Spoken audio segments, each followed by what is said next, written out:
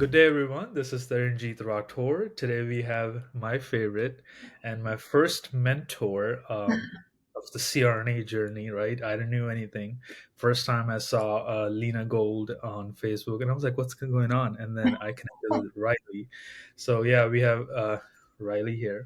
For everyone else, she's Dr. Apodaca, but for me, she's Riley. Absolutely. So, yeah, the most awaited podcast is here, right? So, like, when you talk to people, what are you doing at the age of 24? People are just realizing, what do I need to do with my life? But here she is, uh, Did things uh, a little differently. right, right, creating those waves for us. So, Riley, if you want to introduce yourself. Absolutely. I'm Rylee Apodaca, Dr. Rylee Apodaca, either or. I am a certified registered nurse anesthetist, currently based in Houston, Texas. Graduated back in 2020. Time has flown by. Been a CRNA Indeed. now for 4 years. Went to University of Arizona, proud alumni. Great. And yeah, life's been good. Profession's been good. I love it. So much growth in all different types of ways. Yes. Indeed, indeed. So, without wasting any more time, we'll just jump right into it. I have a bunch of questions, I might say, or topics that we need to, or that I want to ask you. Yeah. So, first thing first, I know this. Okay, I know some part of your stories, but I want you to tell us like what initially sparked that interest for you to like pursue a career in anesthesia, and how did you know that it was the right path for you? Like you were so young. Why didn't you maybe went to med school instead and become an anesthesiologist? Yeah, really good question. Funny story about that, but we'll start from the beginning. Right. For me, I probably had a journey similar to others. I always wanted a profession where I could be very like hands-on, and a profession with lots of growth. And so nursing really fit that bill. Did some research and I found out about anesthesia, and it was arguably like the tip top of nursing. And when I was young, I'm like, I want that. And so I kind of set my eyes on it, but just like most people, I really didn't think I could do it. I didn't feel like I was academically that gifted. I really wasn't someone that was like the top of my class. So I didn't know if it was really for me. However, I started realizing that whatever I was putting my mind to that I was accomplishing, probably a paramount moment for me was when I was still in nursing school. I did an externship in the OR, where I was technically supposed to really be cleanup crew. And I found myself behind the head of the bed with anesthesia. And that was a huge part of my shadowing experience. And I was like, this is for me. I ended up going into a pediatric CVICU, where just how things were set up were a little bit different. When I was training way back when, we actually used to go in the OR and help transition the kids post heart surgery from the OR to the room. So I was able to see a little bit of surgery and anesthesia then. And I was like, this is absolutely for me. That's where the journey started. I was like, I got to try this. I'm going to be so mad at myself if I don't put my mind to it and give it my best go. See, I think this is one thing that you and I have in common, because when I was, let's say, a sophomore, I was already in my nursing program, but I was having thoughts. So I was like, I'm going to go shadow a neurosurgeon, Yeah. right? There was this guy here, local in the area. He's like the Derek Shepherd. It's a Grey's Anatomy reference, but he's the McDreamy of this hospital. So I go in there, I go in there to shadow this guy, and I'm shadowing him. I'm like fascinated, right? Sure. But then I also know the amount of years and trainings it takes to become a surgeon. But then I saw this 5'2" lady in the back of the drapes, and she's running this show. Like, what? So I was like, what's going on here? So in my idea, I was just like anesthesiologist. But then she told me I'm a CRNA, and that was like my initial kind of exposure. And that, so I'm glad I got to shadow. I think it's really crucial. Like if you want to put your mind out there, I think shadowing early on is very crucial. Yeah, absolutely. And like just, seeing yourself in those shoes. And there Right. is something about nursing that I like inherently really love. Like that one-on-one patient interaction, that art of nursing. It really puts that spin on anesthesia. So CRNA was like the perfect combo of like the art of nursing paired with like that high level of science. And I was like, that's Do me. you do you guys ever have family bring you stuff in the OR? I bet not though. I move around too much. I'll be honest with you. So I don't see like, a lot of like repeat patients and whatnot, but I do like a lot of outpatient stuff, plastics, dental and whatnot. And so I do tend to follow up with my patients Right. pre and post op, and so I get a lot of feedback, and Right. people remember me, I remember them. So Right. Well, you are to be remembered, so I don't oh, blame them. thank you. So, as I mentioned again, and this is like this is the main theme. Achieving to be a CRNA at age 24 is itself very remarkable. Yeah. So, how did that happen? Like, um, in the sense, like, how did you reach your academic and professional goals?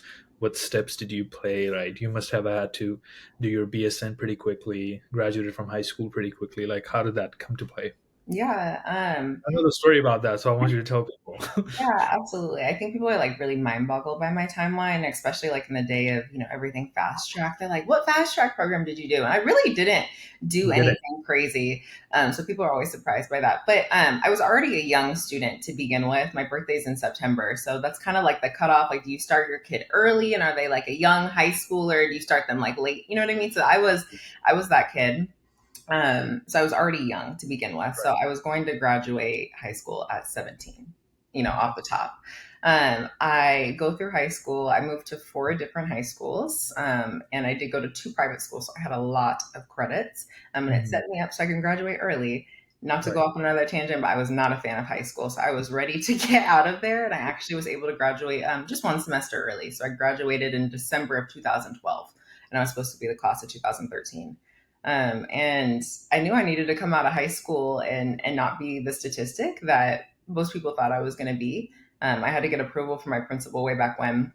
This is like where my story came out, and he was like, he didn't really think I was going to do much, so we might as well just stay in school for 6 more months. And Right. he thought that he could help get me on a track, and I was like, no, just get me out, I'll be good. So I ended up getting out in January of 2013. I started taking my prereqs for nursing at a community college. Right. And that's what I did. So I did summer schools as well. So I literally just started going to school all year round. And Mhm. that following August, I transferred to a university in Arizona, Grand Canyon. Again, went all year round. And then I ended up going to what was a fast track BSM program back then, which just meant that you did summer school. It wasn't anything, super speedy. And so I finished my BSN in a little over 2.5 years, which graduated me August of 2015 at 19 years old. So that was Wow. crazy. That's um, crazy. That's crazy. very crazy. Interestingly enough, I started work at Phoenix Children's in the PED CVICU. I actually applied for an adult gerontology acute care MP program right off the bat in September, and Mhm. I got in. Funny enough, I actually got in at the school I ended up going to CRNA school at.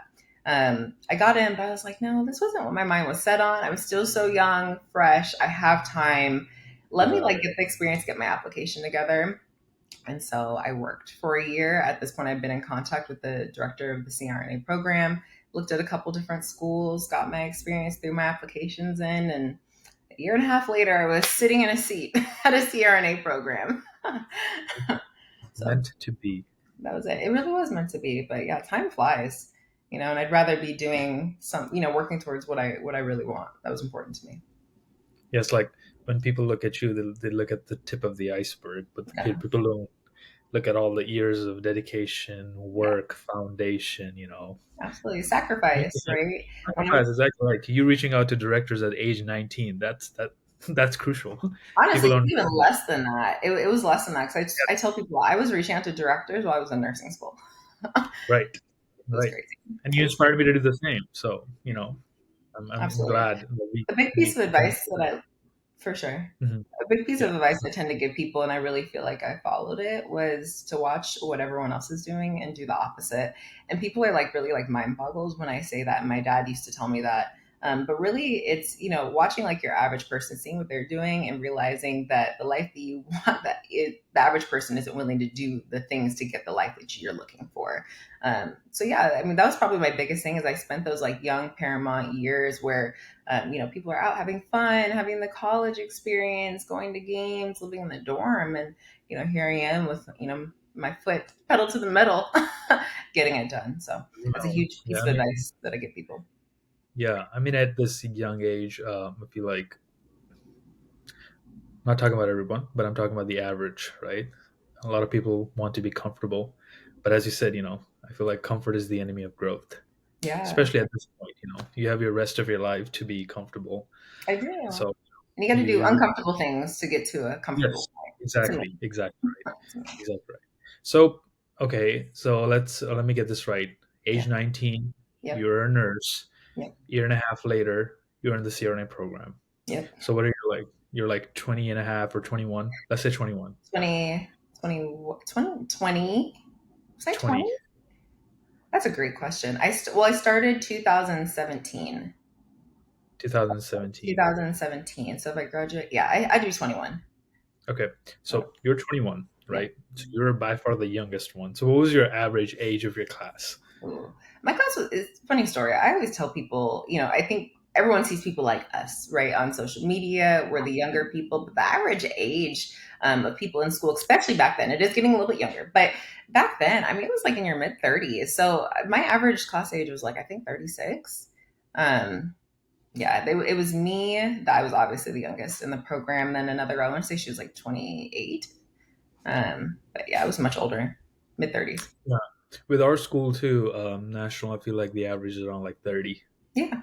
It's It's around gone like, down a little bit, but honestly, I think it's always been like mid 30s to now getting into low 30s. But people have this right. ideology that everyone in their like young 20s are going to CRNA school, and it's No, me and you are not the norm. no, no, Yeah. I don't.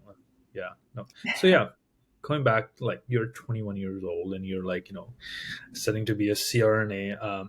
I'm sure there were some challenges in the didactic phase because it's just hard. There's no way around it. Like I used to be like, oh, I just want to get into the program and then we'll see it there. But no, That's, getting into a program is one thing, and then surviving the didactics is another thing. So I have no doubts in your ability to persevere through that. What I'm curious about is how was it when you weren't in clinicals and people realized how old were you? so I really was diligently keeping my age under I would wraps. too. I would Until too. honestly, probably I came out with it briefly my third year, which became a Mm, huge problem.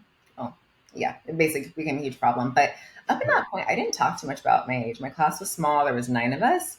And so the people in my class were fairly familiar, if anything, maybe like my 2 really good friends during the program. right, But other than that, people really weren't aware of my age, like at all.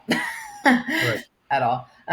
But yeah, getting through the didactic program so young. I mean, a big thing for me is, obviously I did go through nursing school so young, and it was, only a year and a half prior to me going to CRNA school. So there were a lot of things that I knew worked and what didn't work.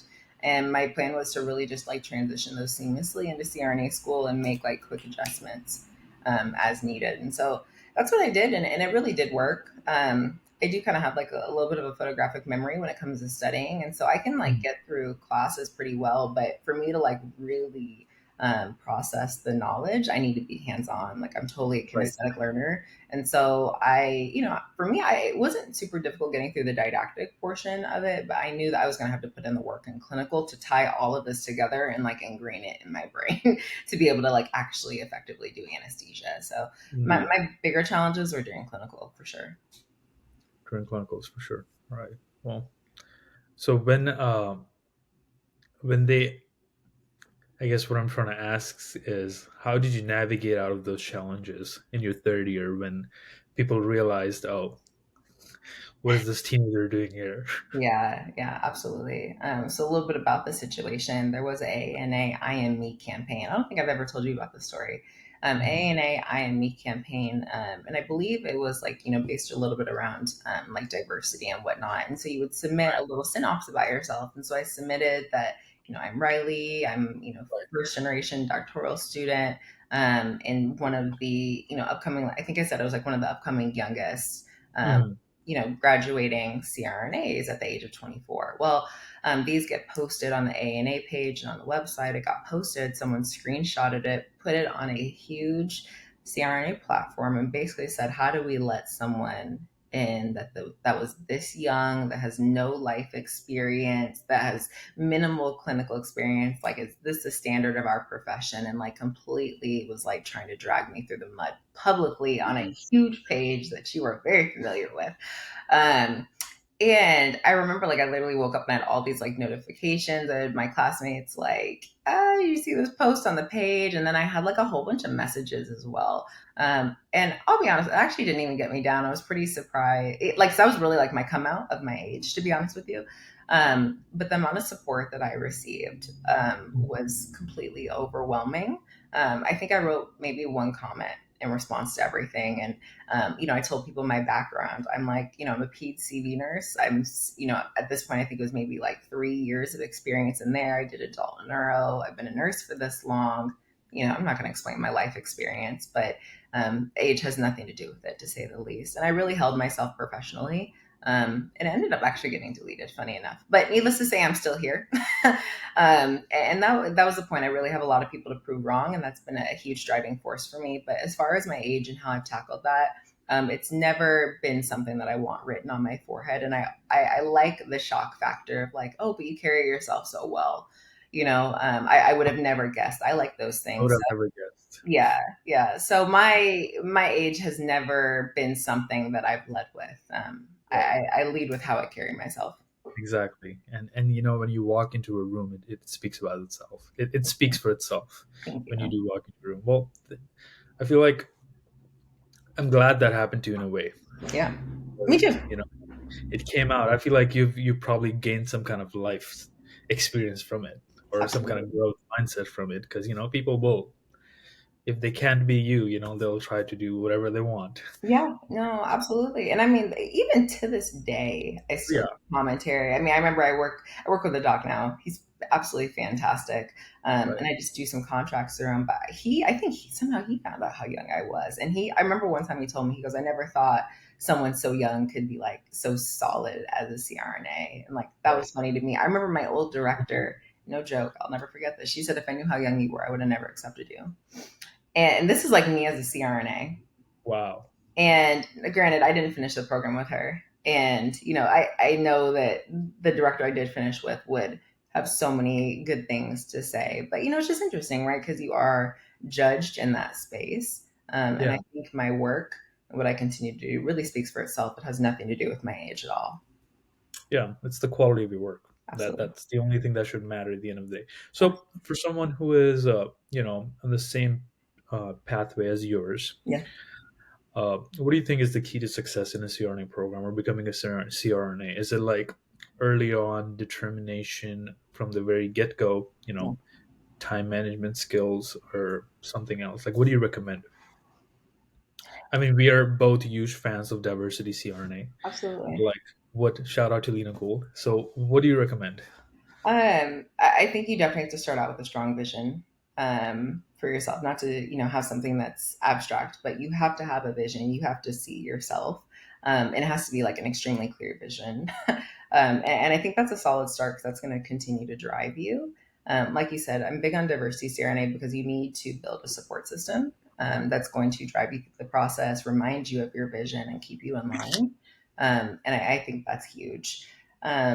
Making a plan is big as well. Like I always wrote down my plan, wrote down my timelines, and made it happen. And I've always had people that I've been accountable to, and making sure that I'm on track with those plans. So between those three things, having a really strong vision, having a support system, and making a plan, I think that you can conquer anything. Yeah, for those people who don't know, when I spoke to Riley for the first time, she recommended the same things. And now that I'm talking to her, like when I'm in a CRNA program, right, looking back, I'm like, it's so glad to hear that you were so real, and Yeah. you're still so real, right? You were real in the sense like what you did and what you recommend. And I did the same thing, right? I wrote those plans down, and then made a timeline for myself and held myself accountable. And also we're very grateful to people who opened those doors for me. Yeah. But it's like it's all a circle. I feel like it's all a circle, so I'm glad. A big thing, like, and I saw this with you, is you didn't make excuses. And I really try to push people to be like accountable for absolutely every part of the journey, the good, the bad, the indifferent, because it all gets you there. It's all part Yes. of it. Yeah. But you've never made excuses. And I think sometimes people see like us young people and they think that you had it so easy. Everything was aligned and, you just had this golden goose egg and that's why it happened this way. And it couldn't be No, further from the truth. it's funny that you talk because someone was because a lot of people when they found out that I got into CRNA program, a lot Mhm. of people like, oh, you are the diversity CRNA's poster child. Oh, you got in because of your turban and whatnot. And I'm like, you can say what you want, but like, this is not affirmative action. Yeah. Like, let me show you my merit here, sir or Yeah. ma'am, whatever. Like, look Yeah. at this. Not that I have anything to prove to you, but Yeah. look at this. Look at this GPA. Look at my experience, and look at what I've done with my life. But people will say what they want, but I feel like it's more than that. Oh, It is. absolutely. I It is remember indeed. I used to like show people your CV, and I was like, this is an example of like someone like I've spoken to since nursing school, a year out, and everything he's accomplished. But yeah, people, make excuses. They'll throw anything at you. Yeah. So now that you're a well-established CRNA, looking back, 16-year-old Riley, would you do anything different? Honestly, no. Not at all. I have so much appreciation for the journey. I get this question a lot. I wouldn't do a Yeah. thing different. I wouldn't go faster. I wouldn't go slower. I've lived life throughout. There's been a lot of growth, a lot of painful moments, and a lot of blessings and gracious moments. And I really do love it all. And I tend to like just have like these moments now. Like I'll even just be in the car driving where I feel overwhelmed with gratitude for how everything happened. And if someone could have told me that everything that I was going through um, back then, I mean, from age 10 to 25, if everyone could have told me that all of those hard moments would have led to this moment today, I would have done it 10 times over. So, Love to no, hear. wouldn't change a thing. Not professionally, not Yeah, personally, not relationship wise, none of it. I would do it over again. love to hear. I feel like it's all part of process, right? It is completely. And when you appreciate every part of the journey, it just hits different. Exactly. It hits different. Exactly. It's like every hit that you get is like sculpting a really nice monument out of a piece of stone, Yeah. right? So every hit and blows, it's all part of the life. So, question: I don't really think if it made any difference, but I'm just gonna ask it anyway. Do Yeah. you think being a really young CRNA or being a really young resident in your Mhm. clinical portions, like it had any difference in terms of patient care and anesthesia, in terms of your outlook or your perspective, or was it different than a traditional like for example, were you more open to challenging were you more open to doing newer things, or was it pretty traditional when it came to your practice? I If mean, it's difficult to compare because I've only been me, right, and my age. But one thing with being so young is I'm like continuously a lifelong learner. And so I'm adamant that I don't get comfortable, right, in my clinical practice and fall into that. Well, it's because I've done this and because I've learned this way, and well, this is the only way I know how to do. So I really try to like constantly just learn, right, gain more knowledge. I mean, like I will literally be in a case and be questioning a practice, or I hear something, right, like I was at a hospital and they said that they've done some small studies and they were having a higher incidence of idiopathic tracheal stenosis. And they did like right. a small study suggesting smaller tube sizes. And so I'm like down this rabbit hole in endo, right, looking at the evidence because up until that point, I'm team cardiac, go big or go home, right? 902 all day. I'm sitting here looking at different studies and it really kind of changed my practice where I'm moving to smaller tube use. That's neither here nor there, but I am definitely like in this forever learner mentality. I think that, I really try to relate to my patients in all different types of ways. I do a lot of like outpatient plastics and whatnot. So a lot of my patients are around my age. So I think it gives me a space to be very relatable. Right. But obviously I have a huge patient population that's much older as well. So I don't know if my age plays a huge role in it, but I know that I have decades upon decades of future experience in this profession. And so I just want to remain fresh and to remain highly confident and strategic in my future practice. So You stay also want fresh. to, yeah, we could add that you want to remain a lifelong learning student. Yeah, Right. absolutely. adapt. Yeah. Evolution is the name of the game, right? Yes. So, um, you mentioned that you work with plastics, but what do you work with any other areas, or like whatever in your experience now, whatever areas that you have worked with, is there any specific area that you're really passionate about and you can see yourself doing it for like Long term. So yeah, I long do term? a little bit of everything, which very much so is in line with kind of like my nursing, my bedside nursing experience. Mhm. I like to be good at like a lot of things. So Right. I work at like 15 plus locations. Wow. In a general week, I can be at five, six different places. But right now, a big percentage of my practice is outpatient, plastics and Right. dental is big, but I also travel and do a little bit of locum in the pediatric realm. I still do ped CV anesthesia per diem. I have all these little different facets that I can move into. Um, as far as what I see doing in the future, I see myself continuing to have this variety. I'll be honest with you. Um, I would like to see myself start a little group with some independent contracts, and I see myself doing that in the dental space. Even Mhm. talking and working with anesthesiologists and nurse anesthesiologists, a lot of people aren't comfortable in those spaces, and I would love to help build people's comfort there and create a Right. safe environment because dental is known to be very like cowboy, which it totally can be. But I want it to be safe and I want more people to be comfortable in those spaces and functioning autonomously. So I would love to move a little bit more into dental, but on an independent level, maintaining the contracts. Right. I love to hear that. I think that's one of my goals too. Like, we spoke about this when I was jotting down schools and why, national stood out to me because of the similar reasons, right? So I'm also hopeful once I, graduate, and then maybe get some experience and look into this pathway as well. So we're at the end of this podcast, right? This is more being like a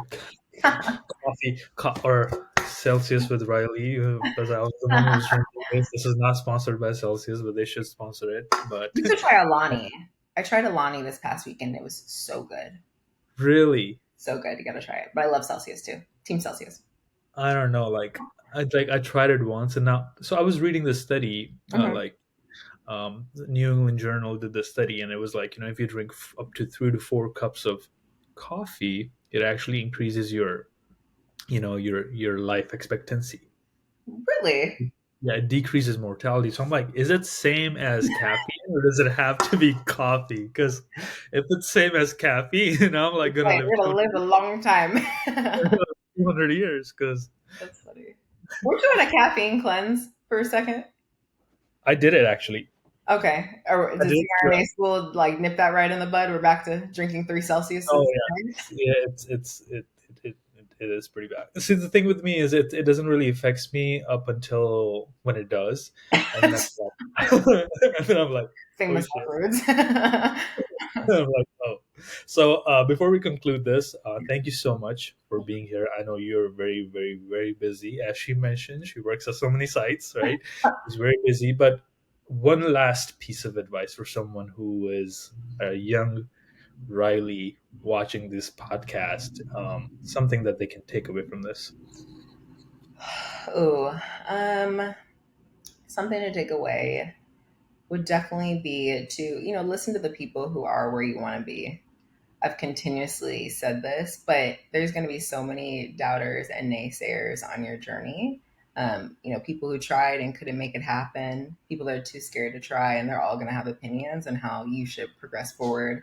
I totally encourage people to grab on, leech on, hold on to someone who is where you want to be and is going to support you in that journey. Have that thick vision. Right. You're pretty much unstoppable, right? And be accountable for all parts of your journey. It's all beautiful. Well, thank you so much, Riley, for doing this again. And I look forward to seeing you next year in the West Coast Diversity CRNA events. I was just talking to Lena, and she was telling me some news, so I'm really excited. It's going to be fun. But thank you so much again for Yes. doing this. Thank you for having me. Appreciate you having a platform to speak about my journey. No, it's just like it's I don't know. There's a lot of people who want to hear this. I feel like this is one thing that, because a lot of people don't have um, same resources, I guess. Yeah. So this is like online and stuff. So I appreciate it. I'm just like, you know me, I'm very like personable. Like I you like are sitting down and talking to people. So I was like nervous doing this because I really like that one-on-one. I love right. sharing my story, sharing pieces of advice, but it's cool that something like this can reach so many people. So again, thank Yeah. I mean, you know, the world of social media, it's like evolving. Like I feel like that's one thing that COVID did for us. Like it changed how we expose ourselves to you. people. 100%. But this is pretty good. Well, thank you so much. Thank you.